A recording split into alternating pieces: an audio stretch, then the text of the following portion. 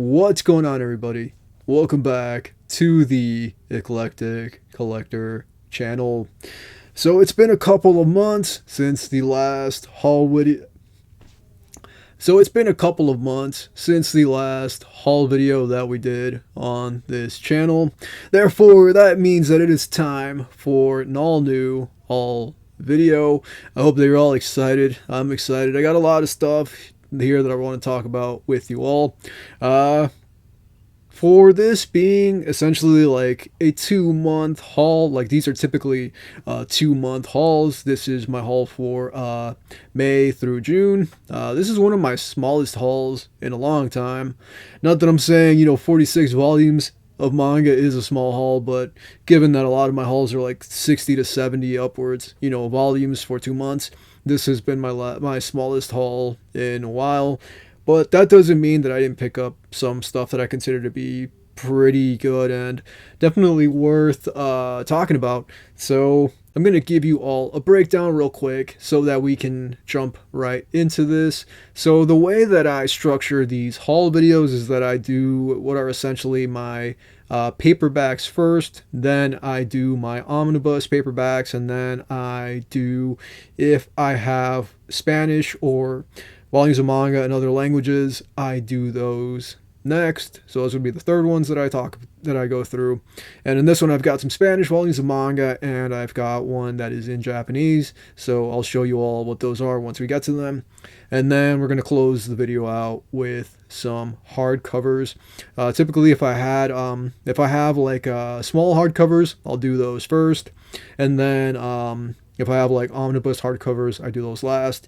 If I were to collect comic books, I would talk about those at the very end, but I don't have any comics in this haul. So I don't want to waste any more time. Let's jump right into the first volume. So right off the bat, we've got Speed Grapher. So this is one that I'd seen the anime of this series forever ago, and this actually just got an official English translation. This, as far as I know, didn't have an official English translation for the manga, and this is released by Titan Manga. And I've talked about Titan Manga in the past. I think they have they've done another series that I own. They did Grace Rosa, and then they also did The Great Yokai War, if I'm not mistaken. They released both of those. But Speed Grapher is one of those series that came out in like the edgy 2000s, where like everything wanted to be edgier than the last. But I don't really think that Speed Grapher is super duper edgy, though it does have like kind of edgy elements.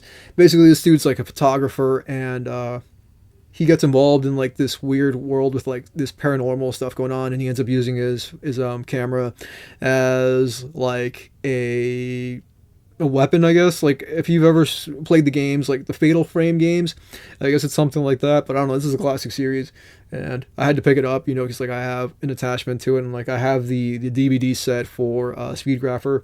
I really like the story a lot, and I pretty much watched the whole series on DVD forever ago, and when I saw the manga, I thought it would be worth checking out. So yeah, if you like kind of paranormal-ish storytelling, this does bark up that tree a bit. So yeah, I think if you're a fan of that sort of a thing, you probably will enjoy Speed Grapher.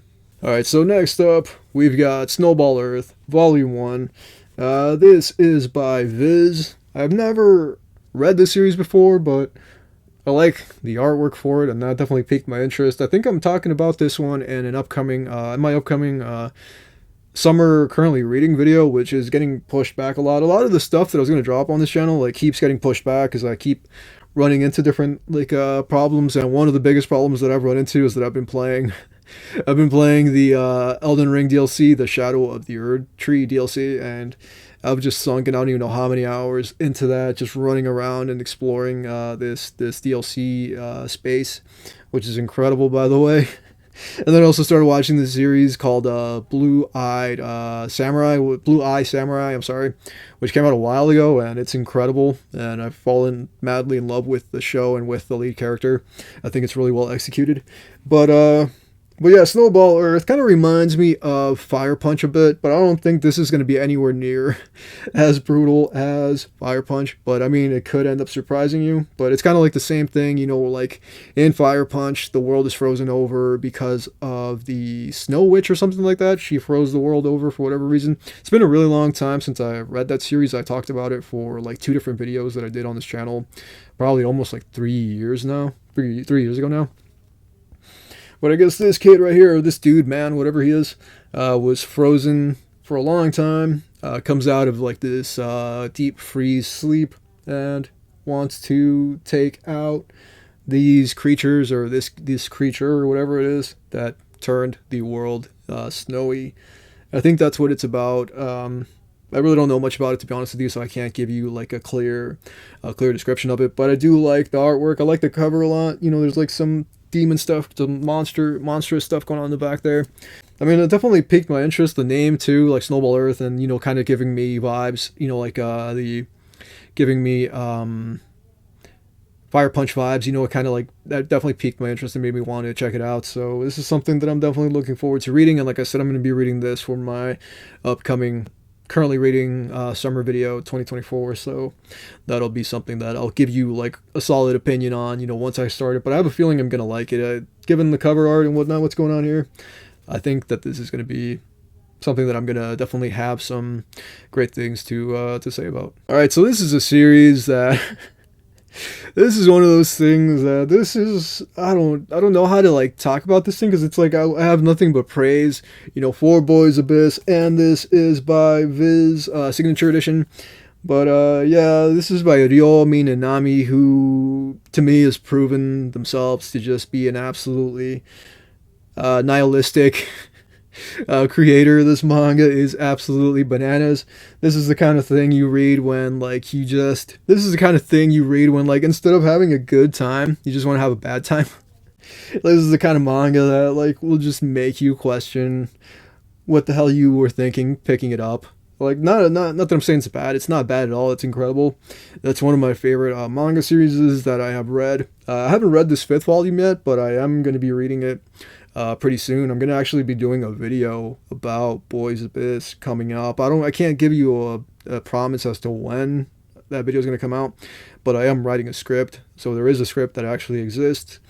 Once I read this volume, and I think I might wait until the 6th volume also drops, but I might wait for that volume to come out too before I talk about it, or I might just read this volume and then, you know, talk about it, because I feel like I have enough with everything that's happened between volume 1 and now of the series that I feel like I can, you know, give you a video about it. And that'll probably be like my Blood on the Tracks video, you know, where like the first part of it's like for the most part not spoilery-ish, not like a lot of spoilers, and then like the second half of it's just like full on like this is everything that's going on, because I do want to talk about that. I want to talk about the spoilery stuff, but I know there's people that probably haven't read this series yet, and I don't want to spoil it for them, you know, in that video, just in case. So, like, I know I have a lot of people that watch this channel that, you know, haven't read every single thing, and I haven't either. Alright, so next up we've got Steel of the Celestial Shadow Volume 2, and this is also by Viz Signature. I talked about this for a video. I talked about it in a currently reading video. Either it was currently reading or it was hey, have you read? It was one of those two. I'll put whichever one that is up here somewhere. But the first volume of this, I'm gonna be honest, was kind of a slog. It was like really slow. It was more, it felt to me like more of like a romance sort of a manga than like an eerie, ethereal sort of a manga. Though it does, you know, take on that aspect of it within like the last 15 or so pages of the first volume is where we finally get like the I guess like ethereal sort of aspect of this universe. And I'm assuming that this volume right here is just gonna like go full tilt, you know, into that side of things, and I'm really hoping that that's the case, because I want to see, you know, where this story is gonna go. So I ended up picking up volume 2 because like by the end of it, you know, at first I was kind of like about it. I was on the fence about it. It's not a bad story, you know, like the characters involved in it and whatnot, and the lead character in this like can't touch metal or whatever. Anytime he like comes into contact with metal, he bends the metal or whatever. He's like Magneto. He's like I don't know, I guess, yeah, why not? He's like Magneto or whatever. well, he doesn't call the metal to him. He like repels the metal or whatever. It's not bad, you know. It's kind of cute, you know. Like the woman that you know links up with him that wants to be married to him is really adorable. She's like a really cool character. I like her, and you know she like will not leave him alone no matter what. Like he keeps trying to push her away, and then finally by the end of the first volume, like you know there's like something there, and he tries to protect her and whatnot. So it's definitely kind of cute in that aspect of it. And for being like a grown man, he kind of like acts like a child in some ways because he never really, I guess for the most part, knew love other than like I think his mother was the only one that really showed him any like kind of affection or whatever. Yeah, I mean, if you want like, I guess I don't even know if it's Edo period or what, but pretty much like a Shogun-ish era story, this one may be up your alley. Yeah, kind of like that. Also like mixed with like some eerie sort of ethereal stuff that doesn't really take place until like the end of the first volume.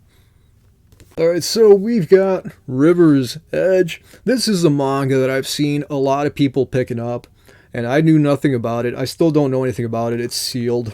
I don't know how to go about this one. I don't know if this is something that I'm going to talk about in the video, but I guess we'll see. You know, like once I actually pick it up and read it for myself, I will know if I want to talk about it in a video or not. And this is by Kodansha. Like I said before, I don't know anything about the series. What it does feel like, though, is that this is an ensemble cast. Like, these are stories that intersect at certain points or whatever. And if that's the case, then, you know what, I'm really excited for it because I love those sorts of stories. Like, one of my favorite genres, or yeah, why not? One of my favorite genres in storytelling, in film. And if you know this channel, you know I can't help but go into like 20 different films. I'm talking about manga, and then like I'll just like bring up films, and you guys are probably like, what the hell is he talking about? But yeah, that's one of my favorite things in film and just storytelling is like when you have ensemble casts, you know, and like they each, there's like threads. There's like threads and they connect and, you know, kind of like cross or whatever. One person going this way, one person going that way, and at some point in time, you know, their lines intersect and their stories kind of collide, and that's how, you know, they come to know each other, or they knew each other, and for whatever reason they run into each other. Or there's like a lot of different stories that are kind of taking place, and they kind of, you know, meet up at the beginning of one person's story, you know, and then that'll be the end of another person's story. That's a thing in Pulp Fiction, you know, like, so it's all like disjointed, it's all over the place. Because there are so many characters and their stories are all kind of like, you know, one person's story is ending at the beginning of another person's story. And it's just like really wild, you know, the way it's all tangled up. And that's one of my favorite things, you know, in storytelling. I think Tree's Lounge did that as well. The Steve Buscemi movie from the 90s. I'm pretty sure that was also like an ensemble cast, you know, with that sort of a thing, you know, with stories that kind of like intersect and whatnot. Babel did that as well by Inaritu. I think Inaritu, Alejandro Inaritu is the dude who made Babel, if I'm not mistaken. That's another story that's kind of the same thing, where it's just like a bunch of characters whose stories like kind of interact or whatever, and like, you know, kind of everybody kind of goes their own separate ways and whatnot, and there's like a thing that happens in that movie that ties, you know, kind of everything together. But yeah, I feel like that's going to be this case here. Another one is Last Exit to Brooklyn, which is a book, and it also got made into a film. I used to own the book. I gave it to my niece, and then she disappeared it. But yeah, Last Exit to Brooklyn by Hubert Selby Jr., one of my favorite books that I read when I was in my early 20s. When I was in my early 20s, like I wanted to read everything under the sun, and one of the books that I read was Last Exit to Brooklyn by Hubert Selby Jr. Unless you're like a person who's like really into literary stuff, you're probably not going to like Last Exit to Brooklyn because it's all like one giant wall of text, and there's like there's nowhere like in there that it breaks it up for you. It's impossible to read unless like you're dedicated to sitting there and trying to consume it. But that's another one. Requiem for a Dream is another one that Hubert Selby Jr. wrote, and that also got made into like a really huge film that everybody knows. Everybody from my generation, you know, knew Requiem for a Dream. But yeah, I'm just pretty much going through all of that just to kind of say that like I'm excited for this thing because I am a fan of like ensemble sorts of storytelling. And all right, next up we've got Smoking Behind the Supermarket with You Volume 2, and this is by Square Enix Manga. So I actually really like this series. I think I knocked this volume out in like 2 or 3 sittings. I do have my gripes with this story. I did a video about it, by the way. But yeah, I do have my gripes with this story. And one of my biggest gripes is like I don't know how long they're going to carry on the the split personality thing with her. Like, she doesn't actually have a split personality, but she plays like two different characters. I won't go too much into that, but she plays two different characters for like his benefit or whatever. I kind of don't understand for the life of me why she can't just tell him, that they're both her. But I don't know, and like him, I like him to some extent, like him as a character to some extent, but then he kind of does this thing that's really annoying that I feel like it's a trope that should be dead now. It should be long dead. Like, there's no reason for characters in 2024. Well, this came out before 2024, but I just mean like in this day and age, I don't feel like there's any reason for characters to still be doing the "oh my god, our hands touched" thing. You know what I mean? I feel like that's played out, bro. Like, I feel like that was played out in the 2000s. When I was like a teenager watching anime, it was annoying seeing it, and now still seeing it in my 30s, it's annoying, dude. And I feel like there's no reason for like a 45, I think his age is like 45-year-old man to be freaking out because his hand brushes against hers. I feel like that's corny. You know what I mean? It's like you're a grown man, dude. Like, why are you acting that way? And I mean, I do like it otherwise. It's a cute story. I don't think you should take it too seriously. And I'm not trying to take it too seriously, but I mean, I feel like you can only carry a thing so far before it becomes stagnant and starts to kind of, in my opinion, take away from the story, where it becomes, instead of becoming a mechanic or whatever to tell the story, it becomes kind of like a hindrance where it just gets really annoying. I don't know, I feel like at some point you need to connect to a thing, you need to get to the point of the thing, and you can only drag it out for so long before you have to give some resolution. I mean, it can still go, in my opinion. Once you have the resolution, it can still keep going. But I mean, I don't know. That's just my opinion. If you disagree with me, that's totally fine. All right. So next up, we've got Gachiakuta. This is one of my favorite things that I have read recently. I talked about this in a video. I'm going to be honest with you, I can't remember. It was either my currently reading video or my hey, have you read video. But I'm going to lean towards the currently reading video. This story has incredible artwork. I will sing the praises of the artwork of the story to no end. And yeah, I did a whole thing where I talked about it. I did a whole like 10-minute segment in whatever video it was that I talked about it in. I did a whole 10-minute segment, just going on and on and on about Gachiakuta, and it has one of my favorite power systems in a manga, which I won't go too far into, but it does kind of remind me like of a lesser, like kind of Hunter x Hunter, where like that has like a really complex kind of a system, with, being a specialist or being this or that, within that world. And there's like a whole breakdown. It's not that complicated, but, there is like a whole system. Elements of power, I think, is what it was called, and each person kind of like that is able to implement, like take something that is inanimate and imbue it with a sort of life or whatever. Those people end up at some point, fighting each other or whatever, and then our lead character is a dude who lived in like this floating city like Columbia from BioShock Infinite. He lived in like a floating city, and then he ends up being cast out of that society and goes to what is essentially Earth and meets up with these characters, and then he learns more about himself. I think he's a thing called like a giver, and then givers can imbue things with like a mana sort of a thing, and it's a really cool story, dude. I don't want to like spoil the whole thing for you, but it is a really cool story, and I'm really excited to read Volume 2. I have not read it yet because I have like 900 things going on. And I'm not kidding when I say that. I have like so much stuff going on, like just constantly. And then like I was trying to give myself a break from this and just play video games and whatnot, just to kind of like give myself a breather. But yeah, I highly recommend Gachiakuta if you want like a great power system sort of a story with like solid action, and the artwork is incredible. So yeah, that's definitely one that I recommend. Alright, next up we've got Oshi no Ko Volume 6, and this is by Yen Press.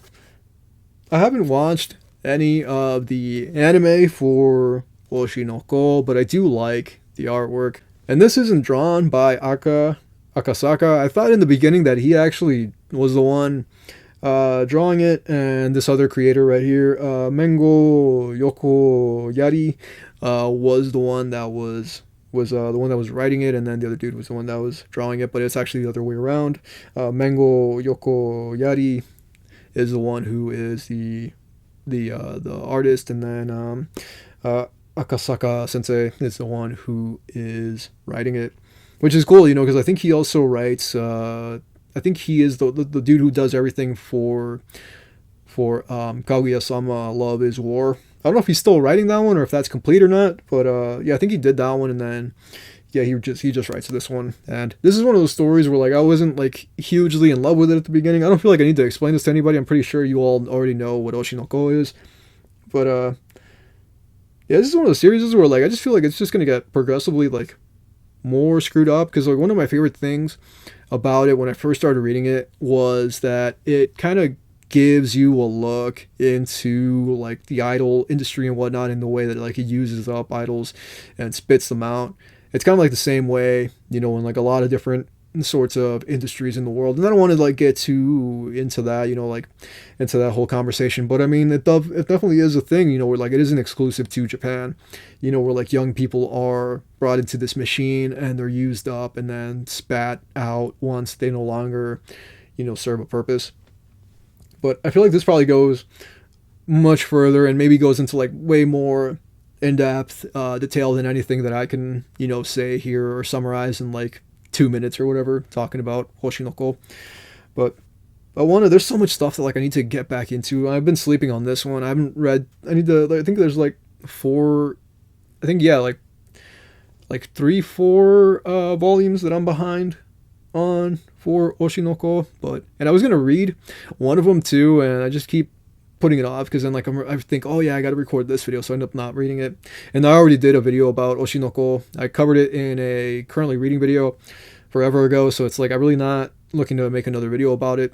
I don't have any real plans to talk about it again in a video, other than like mentioning it here in these haul videos. And I did end up picking up this one. I got it for like $7-8 or something. It was on sale, so I figured, hell, I'll keep it going, because I picked up volume 5 and I was kind of like, what, I'm not going to pick up any more of it until I catch up. But then I saw that it was on sale, so I was just like, what, yeah, let me pick up volume 6 since I can get it right now for pretty cheap. So yeah, if you like this series, as same with anything that I've talked about so far, if you like any of these series and you got an opinion about it, whether it's good or bad, whatever it is, just feel free to share it in the comments below. Okie dokie. So next up, we've got Fool Night. I'm gonna be honest with you all. Oh, this is by Viz Signature. I'm gonna be honest with you all. I don't know anything about Fool Night. I've seen some artwork before it got translated into English. I'd seen some of the artwork and I had no idea it was Fool Night. I just thought it was wild. I'll show you the picture that I'm talking about over here that I'd seen the artwork that I had no idea was Fool Night. But I don't know, dude. This gives me like it kind of gives me like Chojin X vibes. Like Chojin X meets like Hell's Paradise meets like Wild Strawberry, and I highly recommend all three of those. I need to get back on Chojin X. I haven't read Chojin X in a while, but I did like the first volume. And then Hell's Paradise is incredible, and also think Wild Strawberry is incredible. I hope that we eventually get a physical release for Wild Strawberry, because that series has gotten a lot better. I mean, I don't think it was ever bad. I mean, I was on that train from the first, from when that first issue, or not issue, but since that first chapter dropped, because I've been reading it from chapter 1, from when chapter 1 dropped to now. I've been pretty much reading it, and I did a video about Wild Strawberry forever ago. But that's kind of what this gives me the vibes of, and I'm actually going to be talking about this. I think I'm doing a video. Yeah, I think my next video that I'm recording is going to be Fool Night. So I kind of want to go into it completely blind. But like I said, from some of the artwork that I'd seen, and like I didn't know it was Fool Night, I totally I fell in love with that artwork. And when I saw that it was for Fool Night, I was like, I need to order that right now. So yeah, I don't even want to read the back panel, because I want to go into this blind. And it just looks, based right here on this heart that's got flowers growing out of it, it looks like it's just going to be wild. And then that creepy as hell I don't know, thing that he's got going on. He's like smearing lipstick on his mouth or whatever, on their mouth. I don't know if what that person is, but yeah, dude, I am excited based on, like I said, that one image that I saw got me pumped. If the rest of the series is as bananas as that image that I saw, then I'm gonna have a blast because I love weird manga. I love things that are really abstract and whatnot, and just do things that are outside of the norm. So yeah, really looking forward to this one. All right, next up we've got Heart Gear Volume 4. This is by Viz Signature.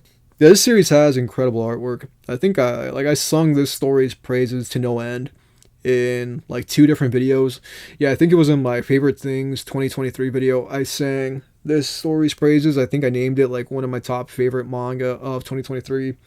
And then also talked about it in a video, currently reading video, I think it was.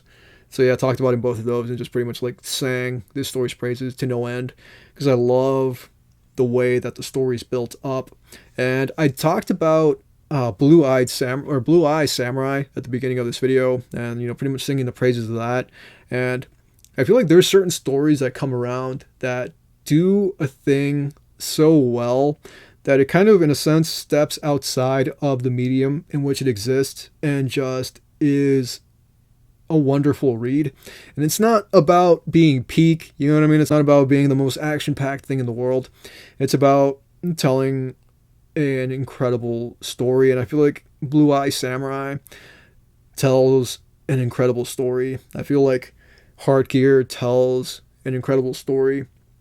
Where it starts off, like I've talked about it a bunch of times at the beginning of it, where there's like this whole rustic sort of a life that's being lived, and then, being torn away from that rustic life to go on this journey to try to save her uncle, who was a robot. And I don't know, it's such a, to me, in my opinion, it's just such a wonderful beginning to a story. It's such a wonderful origin. And it's really gritty too. It kind of reminds me of like Blam. Reminds me of like Blam by Tsutomu Nihei. And yeah, dude, yeah, I have nothing but praise for this, and I definitely recommend Heart Gear. All right, so next up, we've got I See Your Face Turned Away. This is by Kodansha.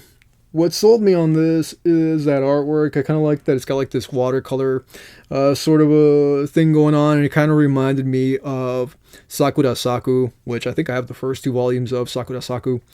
I read the first volume of it, really enjoyed it quite a bit.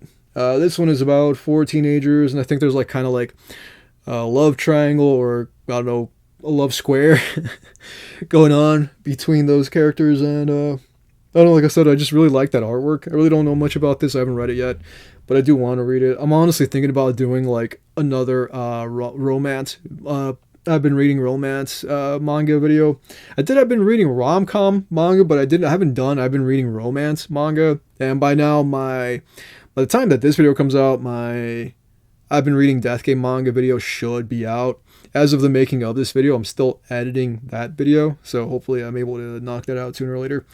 But yeah, I have a thing, for romance manga, for rom-com manga, for josei, shoujo manga. I haven't read Nana, but I do want to. It's on my list of things that I need to eventually pick up, because I know a lot of people have praised Nana, and I think some of you have also talked about Nana in like a positive light. So that's something that I might eventually end up picking up. But yeah, I'm pretty open-minded. I'll read almost anything. I'm not gonna read anything. It's got to be something that will, to some extent, like pique my interest. But for the most part, yeah, I feel like I am somebody that is pretty open-minded and will, give almost anything a shot. And this is something that I'm really looking forward to reading, because I love that artwork, and I feel like this is going to be a more serious sort of a story. I don't think this is going to be like super comedic. It feels like it's going to be more like a coming of age sort of a thing. So yeah, I'm definitely looking forward to checking this one out. All right, so by Junji Ito, we got Junji Ito's Cat Diary, Yon and Mu. This is by Kodansha. I actually have this in a hardcover, but I decided to pick up the paperback as well. When I'm like a huge fan of a creator, I like to own their stuff in multiple formats. if there's a paperback for it, I'll collect the paperback and I'll collect the hardcover. And if there's like a special edition or whatever, outside of that, I'll also pick up the special edition if it has like a random cover or whatever. I'm like one of those people, like I'm a pretty like hardcore collector in that way. I'm actually going to be reading this for my upcoming Junji Ito video. I've got that planned. I'm going to start reading probably in the next month. I think, yeah, like the next month or so, either starting this month or maybe next month. I'm going to start reading for my big Junji Ito video that I'm going to be doing, that I want to drop in like October, I want to say. So yeah, this is going to be one of those things that I'm going to be covering in that video. And I kind of have my plan for how I'm going to do the Junji Ito mangaka spotlight video. And it's more than likely going to be a huge video. I'm looking, like, just thinking about like the way that I, go about things. I'm thinking it's probably going to be like at least like a 2-hour video, or maybe even like a little bit longer than that. But I'm going to try to like cover everything that he's done that's in English to this point, to the best of my ability. And it's a huge video, and it's probably going to take me a long time to kind of cover it. But this is like about his cats, and I think this is like through the lens of the cats, of how they might see things. And I think one of them gets like I don't know, like spider legs or something coming out of its mouth at some point. But I don't know, this is like something that I feel like only Junji Ito could come up with, make his cats like evil monsters or whatever. But yeah, I got another Junji Ito one too that I'm going to be talking about later, but that's a hardcover, so yeah, we'll get around to that in a minute. Right here we've got Ayakashi Triangle Volume 5. This is by Ghost Ship. I got this on sale. I think it was like $8 or something, so I picked it up. But I really hadn't had any intentions of picking up any more of the series until like I started getting going with the rest of it. But pretty much, this is like, I want to say fan service. This is like super fan service heavy. Same creator as Darling in the Franxx. That's the same creator as this. I started watching the anime for Darling in the Franxx and then like never finished it for whatever reason. I think I got like halfway through the anime. And then I have not seen the anime for Ayakashi Triangle like at all. But I know there is an anime, and I covered this in a video forever ago. Basically, there's this dude who is like a ninja or whatever, and he's a part of a clan that's been a ninja. It's like been a ninja clan forever, and they fight like yokai or whatever. And there's like this cat yokai that turns him into a girl, and turns him into that girl down there. And it kind of reminds me of this Tatsuki Fujimoto story, where there's this dude who gets turned into a girl for whatever reason. And it's really random, and it kind of reminded me of that. But pretty much, he gets turned into a girl, and now he's like trying to get turned back into a dude. But I think he has to beat the cat demon to be able to be turned back into a dude. But yeah, I'm not too well versed in this series, so I'm not gonna sit here and pretend like I am. But it is like super fan service heavy. If you're into that, I think you may like this. If you like Chain Soldier, I think that you may enjoy this as well. And then we got another one with fan service, but this is like the not good kind of fan service. This is Succubus and Hitman, and this is by 7 Seas. This is one of the more screwed up things that I've read. Kind of reminds me of this series that I read a while ago. I forgot, Blood Taker, Momo the Blood Taker. I only read the first volume of that series, and that was kind of enough for me to not want to read any more of it.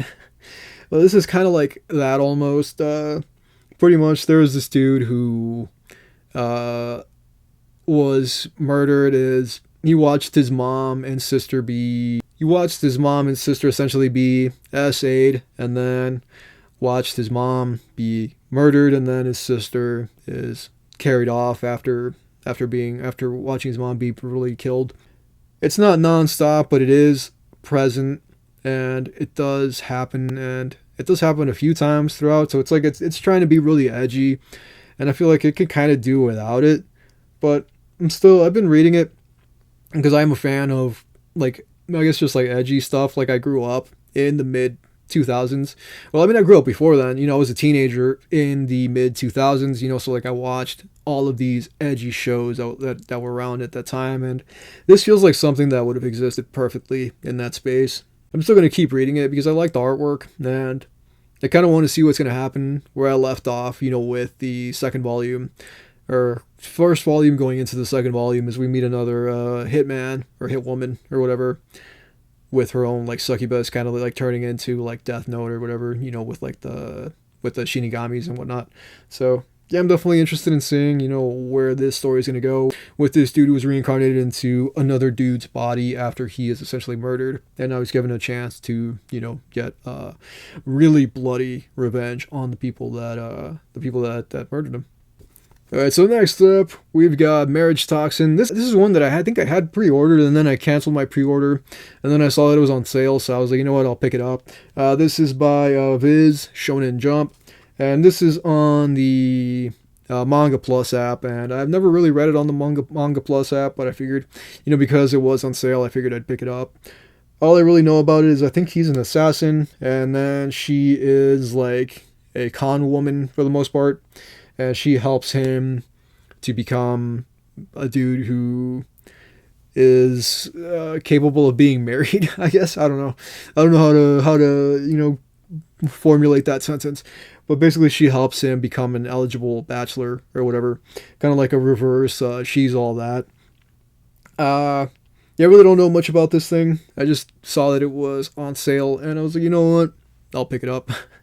Throw it on the shelf, and maybe reading it in the physical format, I'll become more invested in it, because I read a lot of stuff on the Manga Plus app. I used to read on the Shonen Jump app, but now I just read everything on the Manga Plus app. I moved over to that app because I like that you can see the comments and whatnot of what everybody's thinking, about a series, like in real time, as we're all like kind of reading a thing, at the same time. But yeah, I never got on this train. I do see it up there, and it looks like it's been going for a while, so it looks like it has a pretty decent fan base, so I'm definitely interested in checking it out. Alright, so we've got Magilumiere, I think is what the series is called. Pretty much, this is by Viz, Signature. So, this is about this world where there's like magical girls or whatever, and she wants to become a magical girl, and I think at some point in time she realizes that she does have the magical girl powers. It kind of reminds me of, and this is getting an anime. I don't think the anime is out yet. As of the making of this video, I don't think the anime is out yet, but it is coming. It kind of reminds me of, I've been watching this anime for, it's also got a manga that I never picked up. I was almost going to pick it up, but I didn't pick it up, called Go-Go Loser Ranger. I've been watching the anime for that, and I think I've seen like the first 6 or so episodes of that series, and it's actually, I kind of like it quite a bit. And also kind of reminds me a little bit of like Shy, which I read the first volume of and then couldn't really connect to it, so I ended up dropping it completely. But this kind of reminds me a little bit of those two things. I like the artwork, and I've seen some of the artwork from inside the manga, and it looks really good. So this is one that like I just figured, it was on sale, and I figured I'll check it out. I like that she kind of like seems like a mousy girl that ends up being pulled, into this magical girl sort of a sphere, and it's a business that she is a part of. I think she couldn't become a magical girl for whatever reason, if I'm not mistaken, and then she ends up getting pulled into the world as kind of like a corporate entity. But then she discovers that she has magical girl powers or whatever, and ends up, I want to say, auditioning or whatever to become a magical girl. But I don't know that. I'm just kind of speculating because I haven't read it yet. But I did see some of the artwork, and it looks like at some point in time she ends up becoming a magical girl. So yeah, I'm going to check it out, and maybe when the anime drops, I'll also check out the anime, because I like to support, things that I like. I'll watch the anime, and I'll also read the manga. I've been slowly getting back into anime watching, because I stopped watching anime for a long time. And like I said, I've been sort of on and off watching Go-Go Loser Ranger, and I've been watching the Fable anime, and I really like the Fable anime, because I only had the first volume, and I'm still waiting on my second volume of Fable to arrive. That should have arrived like last month, and it never did.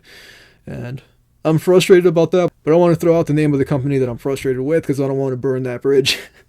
Alright, so next up we've got Mysterious Disappearances. This is by Seven Seas. I actually really like the series a lot. I read this first volume pretty quickly. I think I read it in like 3 days, give or take, 3 or 4 days. Because I just as soon as I got my hands on it, I just immediately jumped into reading it. I have not seen the anime for this, but I'm probably going to watch it, because the next volume of this, I think, drops like the middle of this month or towards the end of this month. I think, yeah, towards like the middle end of the month, like the 22nd, I think is when it drops. Either the 22nd of this month or like next month. I can't even remember which one exactly. But I really like the series. Like, this girl right here works at a bookstore. She's in her 20s or whatever. And then he is a dude who sees like these signs right here. You know, whenever you see these sorts of signs, it's that something weird, like some sort of like paranormal thing is going on. And then there's more going on with him. He's from a place that I don't want to go too into to not, you know, ruin your experience with this thing. But I'm actually going to be talking about this for an upcoming summer currently reading video. So I'll talk a little bit more about it there and kind of like go more in depth into the story itself, because I have like a script that I started writing. Not really a script, but just like notes, you know, throughout the story that I started writing. And what she's holding right there is kind of like a makeshift like grimoire or whatever that ends up changing her life forever. And he kind of knows about what's going on. And then he's got a little sister that also gets involved. And it's a really good story. Like I just kept wanting to read, and like I would read it before going to work, and like I didn't want to go to work, you know, just so I could keep, you know, reading it and try to finish it as quickly as possible. Yeah, I definitely want to see where this is gonna go. And like I said, I'll probably end up watching the anime just to see, you know, what comes next after the second volume, and end up probably just finishing that whole season and end up being ahead of the manga, just because like I want to know, you know, what comes next. But I look forward to talking about this one in the upcoming summer currently reading video. All right, up next we've got Gokuaku Guy Volume 2. This right here is Best Girl. I like her a lot. She's one of my favorite characters in the series. She's kind of like a tsundere, kind of. I like that kind of aspect about her, because I feel like she kind of is, you know, like she's got like a little bit of that tsundere thing going on, but she's actually a really good character.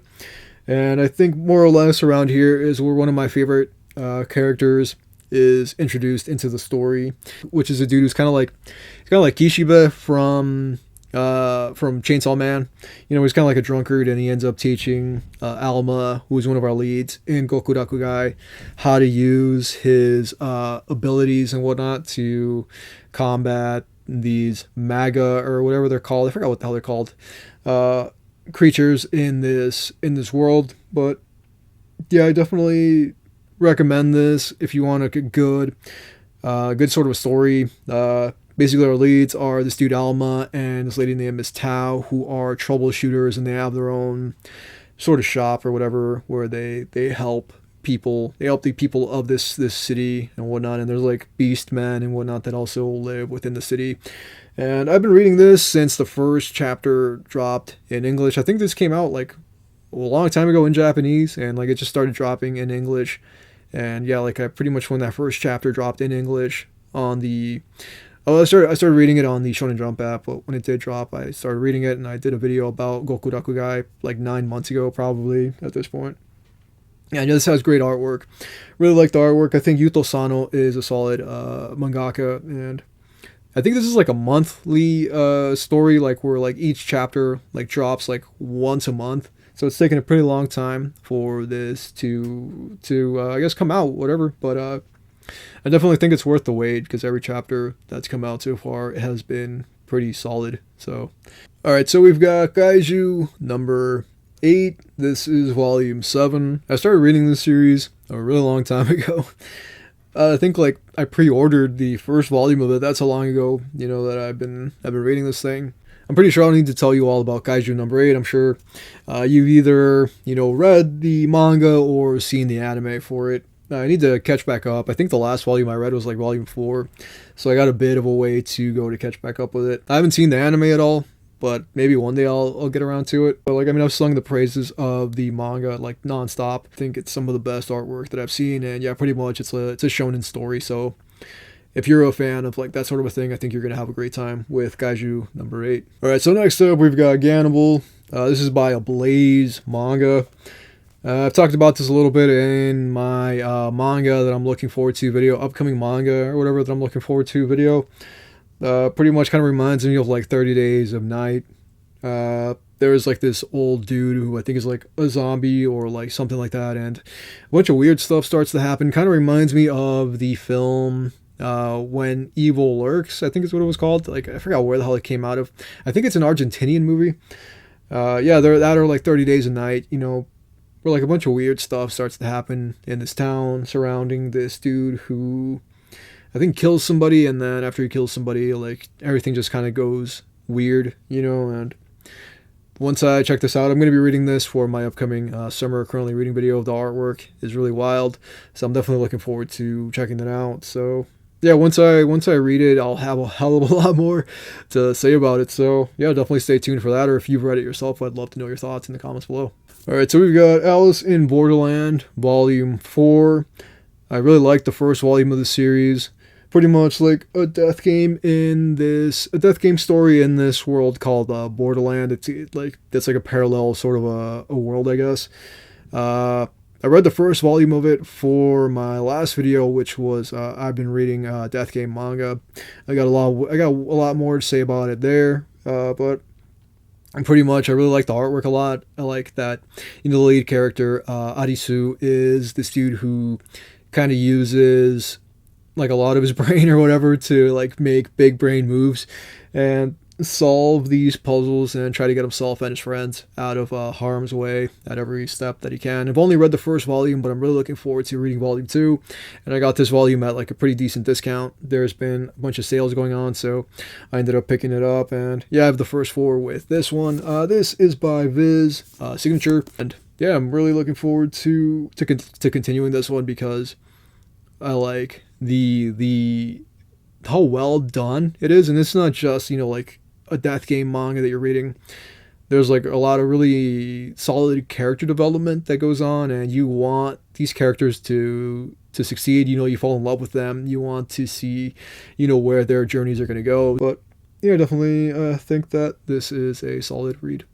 All right, so we've got Doubt Volume 2. This is by Yen Press. I have not finished, as of right now, I've not finished the first volume of it. I did read it for that same, I've been reading Death Game manga video. Yeah, these characters play this game called Rabbit Doubt, and as they're playing the game, they end up getting pulled into this facility that kind of reminds me of like the Saw movies, and they have to figure their way out of this thing before they all die. So it is a pretty interesting story. It kind of reminds me of Higurashi When They Cry. And yeah, I don't know, it's definitely one of those things where like little by little you see characters getting taken out or whatever. So yeah, I mean, if you're into that sort of a story, you know, like death game manga, I think you may end up enjoying something like Doubt. Alright, we've got Innocent Volume 2. This is by Dark Horse. I loved the first volume of this thing. I haven't opened the second volume yet, but I do plan on jumping into it hopefully pretty soon. I did a video about Innocent, pretty much about this family of executioners in like I want to say like 1700s, somewhere around there, or 1800s. I can't remember. It was like 1700s or 1800s, France, around the time of the French Revolution, and this is based on a real life family that was involved in an aspect of the French Revolution and that actually served as like royal executioners since before the French Revolution and then after the French Revolution. But solid read, man. Shinichi Sakamoto is an incredible creator. Is one of his series that's like super lauded. The Climber is finally going to get an English translation, which I'm personally really excited for. I can't wait to hold it. Really hoping that's one of these, you know, like a thick omnibus volume, because it'll be awesome to own it in that sort of a format. But I don't know, I guess we'll see. And yeah, I definitely recommend Innocent if you're a fan of like DRCL Midnight Children, which is also by Shinichi Sakamoto. All right, so I tied my hair up.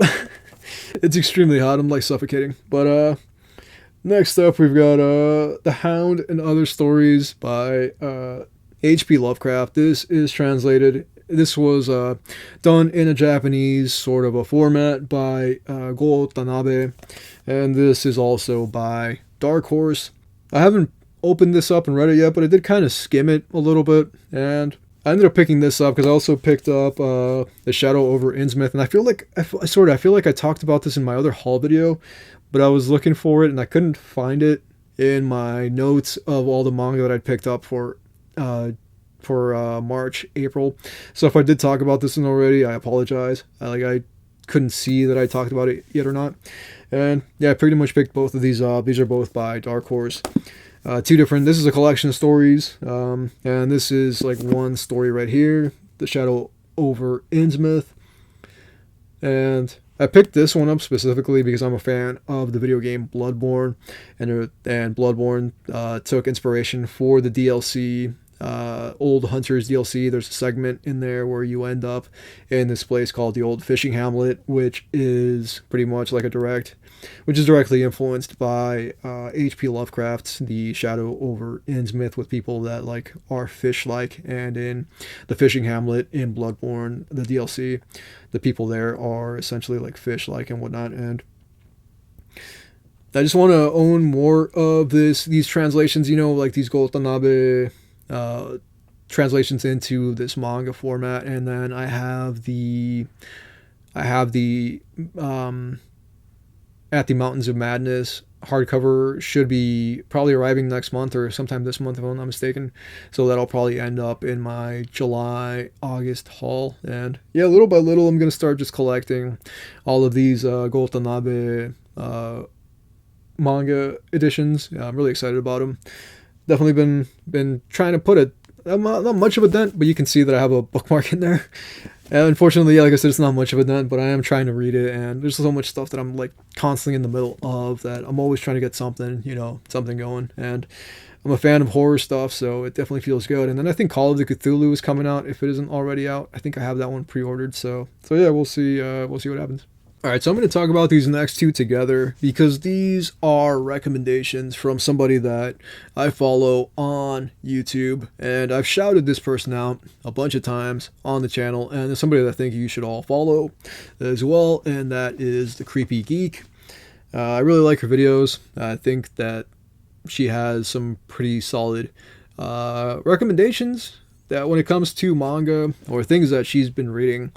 I think like her videos are more like just stuff that she reads, and she's got like certain prompts or whatever based on a certain aesthetic or whatever that she has going on per each individual month or per set of weeks or whatever, like based on like something sci-fi or like based on Dungeons and Dragons or whatever. There's like prompts that she uses, and there's two manga series that I've seen her talk about, and one of them is King in Limbo. And I've seen this manga before, but she talks so highly about it that I wanted to end up checking it out myself. And yeah, King in Limbo right here. I'm going to like use her description of it a bit because like I really don't know much about it. It's kind of like an Inception sort of a situation here. One of these dudes dives into, I want to say like, not quite dreams, but into this sort of sphere, and there was like this sleeping sickness or something that overtook the world, and he was the one that saved humanity or whatever from the sleeping sickness, and that he acts as like that dude's like totem, like in Inception there are totems or whatever that you use to kind of ground yourself to the real world, and he kind of like is his totem or whatever. So I'm really excited to read this, based on her just like singing its praises nonstop. So I'm definitely looking forward to jumping into this one. Oh, I'm sorry, this is by Kodansha. So yeah, I like that these are like nice thick volumes. I always like a nice thick volume of manga. And then the other one that she's talked about a lot and sung the praises of is The Summer Hikaru Died. So I am definitely really looking forward to starting this one. This one has an anime coming out pretty soon. And this is a queer manga, which I'm a fan of. Innocent is also a queer manga. I really like the artwork for this one. I haven't read it yet myself, but based on her glowing recommendation, and then I've seen some of the artwork, just in kind of like looking up artwork for the series. So yeah, I'm definitely looking forward to checking both of these out. And yeah, I definitely recommend going and following The Creepy Geek because there's a lot of really good stuff there. If you're a fan of like books and manga, I feel like that is a good mixture of the two. I'm not so much of a book reader nowadays. I used to be much more of a book reader when I was in my 20s, and now for the most part just kind of like read manga. And since like this whole channel is like predominantly manga. I feel like if I started talking about books, people would tune out. And yeah, I kind of want to keep it to this one thing. I know I talk about films a bunch, but I incorporate it into, my talk of manga. So yeah, if you've read either of these, I would love to know your thoughts about them. All right, next up, we've got Robotics Notes. This is an older series. I remember the anime for this from way back when. This is by Udon. And so these are Barnes & Noble exclusive covers. I think the first two are, at least. I don't know if the third one is a Barnes & Noble exclusive cover because it doesn't say. But these two did say. This one right here says right there that it is a Barnes & Noble exclusive cover. This one did as well, but I'm in the middle of it. I've been reading it. I'm not reading it for a video or anything. I'm just reading it because I wanted to check it out. It definitely piqued my interest. So pretty much these two characters right here are like childhood friends. And they're trying to catch up to their senpai, who is her older sister. Like 9 years ago or whatever, she built a robot with her friends in the robotics club, and she wants to essentially bring that robot to life because her sister was never able to actually finish the robot, if I'm not mistaken, is a thing in the story. And this is the same creator as Steins Gate. So the same creator as Steins Gate. This is also a video game, if I'm not mistaken. So this is a video game, an anime, and this manga here.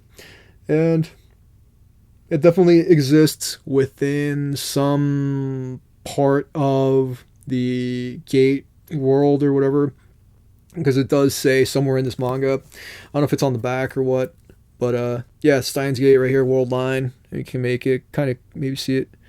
But it pretty much says that it's a part of the Steins Gate universe. And so far, I really haven't seen how it connects to it. Maybe later on, it will connect to the other Steins Gate, maybe even like Steins Gate 0 or whatever. But I've really enjoyed it so far. I try to read it whenever I get a chance, and I haven't really been reading too much right this second, because like I said earlier in the video, I've been playing Shadow of the Erdtree and also been watching Blue Eye Samurai. So like I've been like splitting my time up all over the place, but I really want to knock this one out.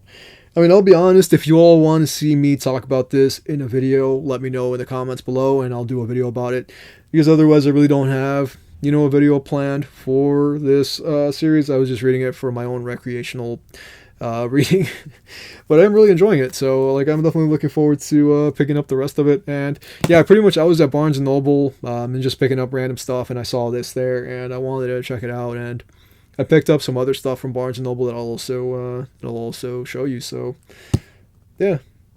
Alright, so next up we've got Appare Ranman. I started watching the anime for this forever ago, and I never finished watching it, but I found this when I was at Barnes & Noble, and I decided to give it a shot. I decided to finally, I decided to pick it up, because I started watching the anime, and like I never finished the anime, so I figured, let me pick up the manga, and then like I'll just read the manga or whatever. Pretty much, this is like a race, sort of a story, and I do remember that from when I was watching the anime forever ago. Kind of gives me vibes, kind of gives me like the 20s 30s vibe, just from looking at the artwork. Kind of feels that way. I want to say like Bakano or something, just like that roaring 20s sort of aesthetic going on here, just the way that everything looks, the way that they're all dressed. There's this manga that just started coming out on the Manga Plus. I'm sure it's probably also on the Shonen Jump app. But this story called Drunk Bullet that I've been reading. I've read like the first 3 chapters of it, because that's as of the making of this video, only the first 3 chapters of Drunk Bullet are available. But they've been a lot of fun, and it's one of those series that has that like roaring 20s whatever sort of vibe going on. So if you like something like that, I think you'll like Drunk Bullet. I've definitely had a lot of fun with it. It might end up eventually doing a video about it, because I've also been reading another series called Mad on the Manga Plus app that's really good, and I want to talk about that one in a video. So I may end up, doing those at some point in time. But yeah, I mean, if you want to check out a racing manga, this is probably going to be one of those that's going to be worth checking out. This is the complete whole series right here in this big boy Omni. Did I say this was Yen Press or not? I'm not sure, but yeah, this is from Yen Press. And yeah, this is pretty much the whole series right here. There is no more of it. There's no volume 2 or volume 3. It is all contained within this omnibus. So yeah, pretty much you'll get the whole thing. You don't have to pick up like whole like set of omnibuses, like 7 or 8 omnibuses. They're gonna like eat up a ton of shelf space, you know, in your collection. All right, so next up we've got Break of Dawn. This is another one that I picked up at Barnes and Noble. One thing that I like about, you know, going to Barnes and Noble is that I don't really have a plan. I'm not really looking for anything. I just kind of think, you know what, like if I see something that like I didn't see, you know, on Crunchyroll, or I didn't see it on Amazon or whatever, maybe I'll like just randomly find things. And that's kind of what happened with Robotics Notes. Like I just saw Robotics Notes there and I ended up picking it up, and I'm really enjoying it. I picked up the whole 3-volume set of that series, and I picked up Break of Dawn. I don't know if I said yet, but this is by Kodansha. I really don't know much about the series. This kid finds this robot thing on top of a roof, I think, and it kind of changes his life and opens up this mystery around the world and something that is going to be, I guess, happening in this world. So like I said, I really don't know too much about it, but that artwork sold me, and it's all like Appare Ranman. It's all one volume, so I figured I'd take a shot on it. And yeah, I mean, I'm always willing to, if it's like a single volume, you know what I mean, like the whole thing is collected in a single omnibus.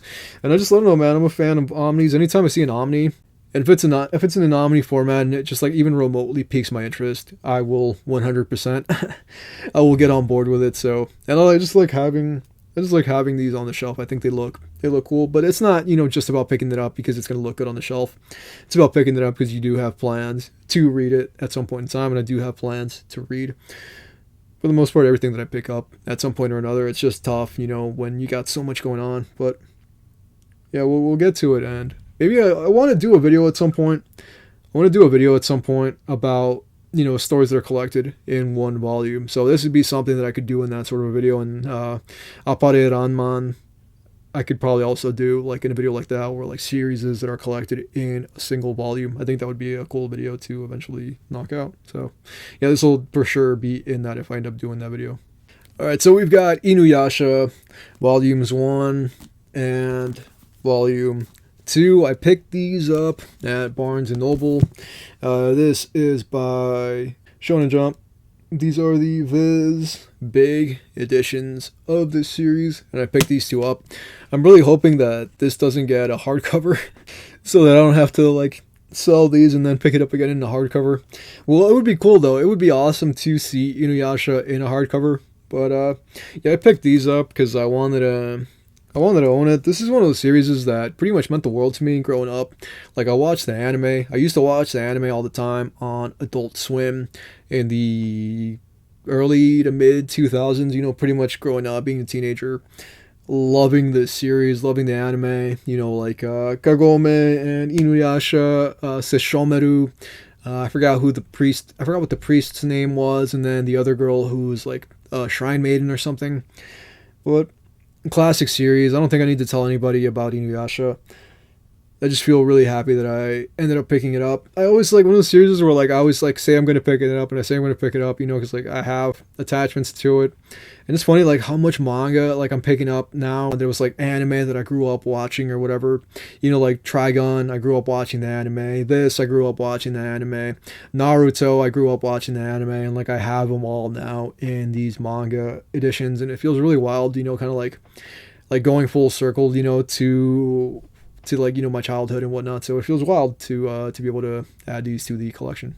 All right, so let's knock out some of my Spanish pickups, and I picked up 6 volumes, the available 6 volumes of Ikitausen.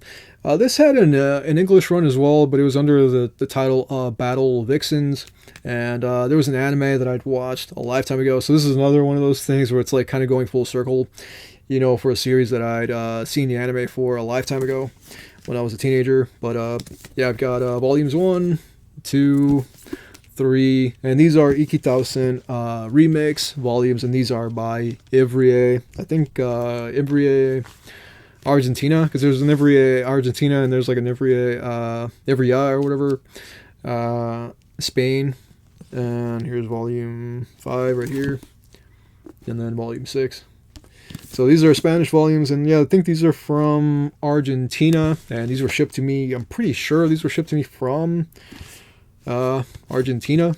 One thing I like about being bilingual is that I am able to, read things in multiple languages, and at least, English and Spanish, and I've been learning Japanese for a while now, and my Japanese is terrible, but I've been doing my damnedest to try to get better at it, and I can pretty much read, like, hiragana and katakana, but, like, I know, like, 5 kanji, and that's about it, and I'm, like, going to pick up this kanji book, because I want to try to, like, get better at reading kanji, like, in sentences or whatever, because that's pretty much what I hear is the best way to learn kanji, is to learn it, in a sentence, instead of learning it, like, individually, because individually, like, that one kanji could mean, like, 5 or 6 different things.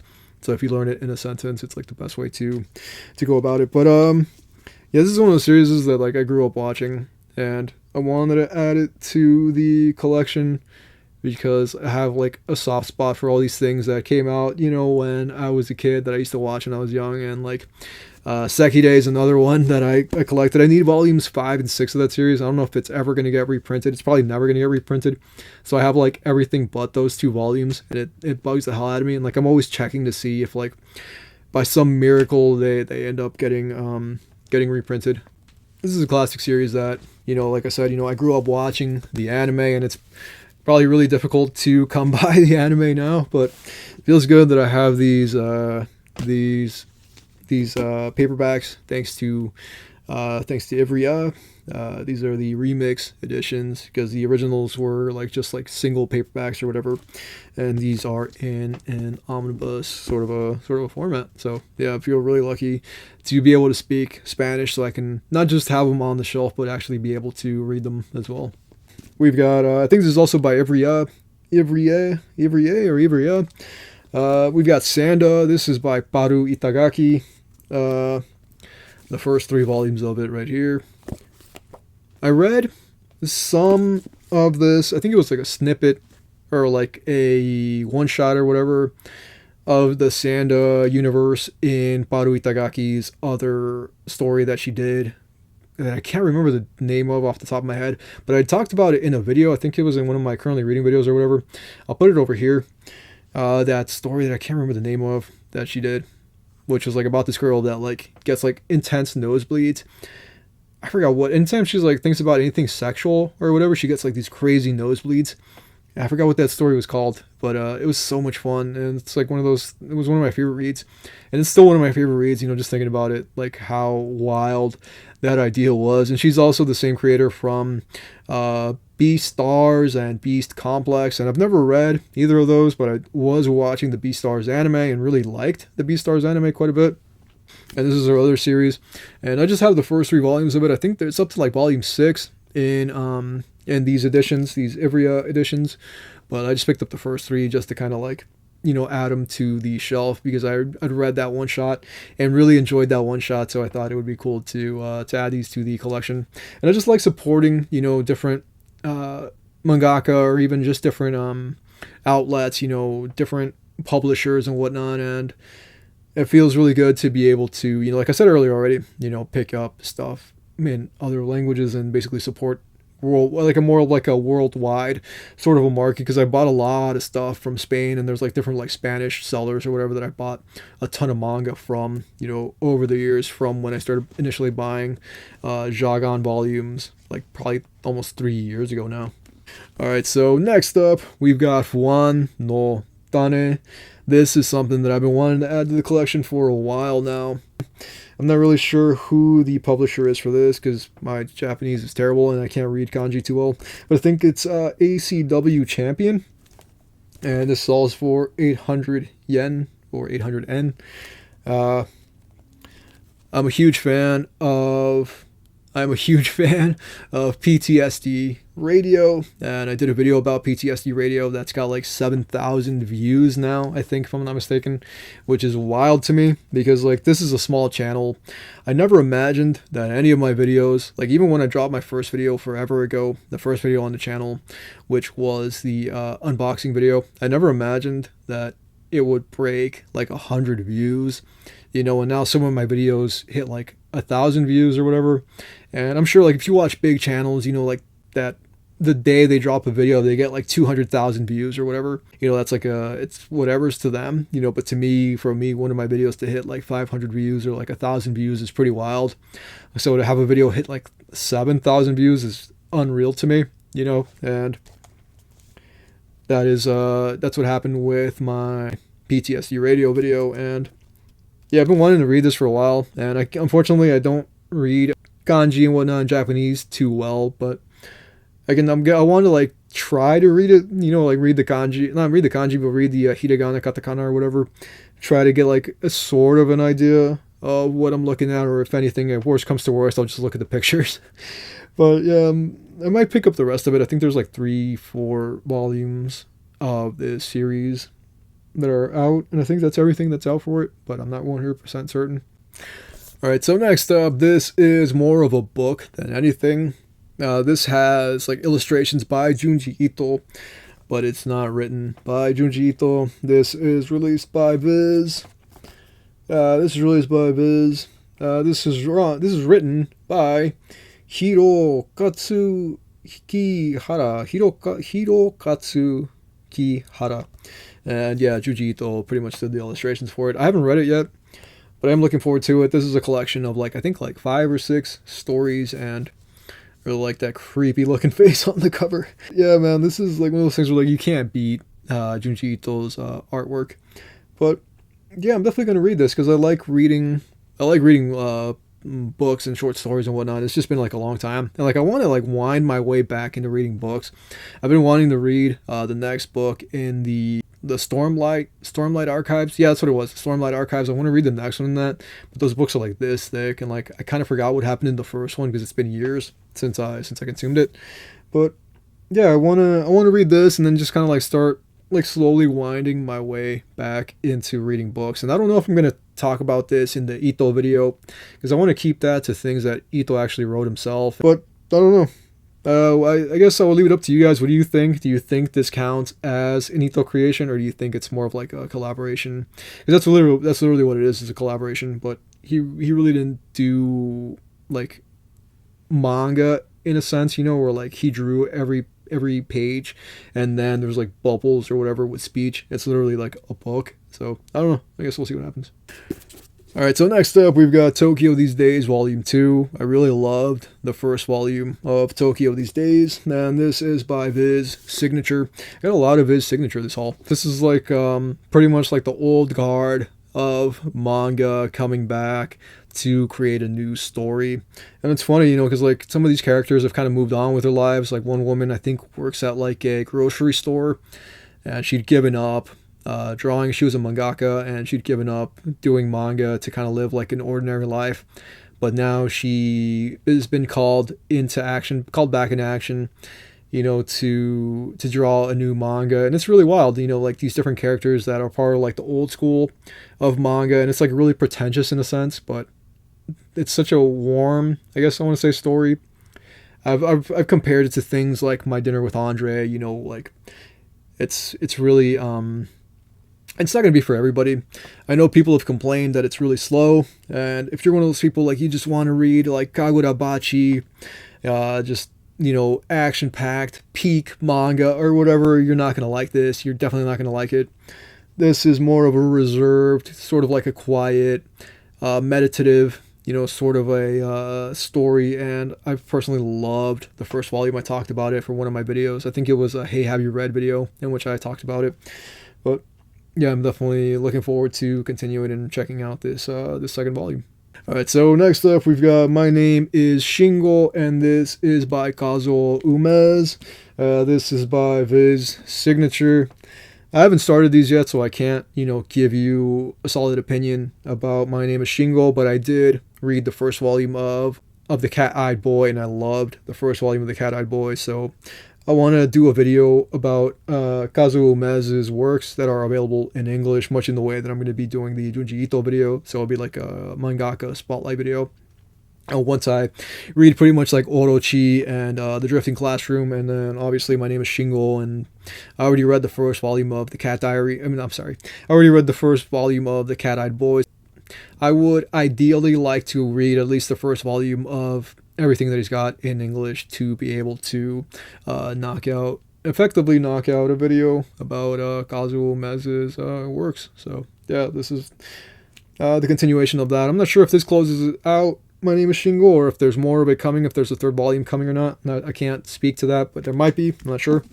But I love this design. I don't know, this cover is really wild, and I like that it's in a nice, thick, omnibus hardcover. Alright, so now we have Twisted Visions, the art of Junji Ito. I finally picked this one up because I'm doing my Ito video, and like I'm dead set on actually doing it this year, not just saying that I'm going to do it. I've already like started planning for it and setting up the way that that video is going to take place. So I've just been kind of like picking up the random Ito things that I still need, to be able to effectively do that video. And there was in Japan like an Ito exhibition or whatever, like not that long ago, and I saw a bunch of people that had gone. I think somebody that I follow on Instagram had gone, and then like two people that I follow on Instagram had gone to the Ito exhibition. But it's pretty cool, man. I didn't realize like how big this volume is, like to the point where like it doesn't fit on any of my shelves. This is the next one I'm going to be talking about for this video, but just to give you a size comparison, like this thing is huge. Yeah, I'm looking forward to kind of like skimming it, like just going through it, because it's just art, but it's incredible art, because it is Junji Ito, and he has some of the most wild art out, one of the most prolific mangaka to exist within this medium. So I'm really excited to kind of just like flip through the pages of this thing.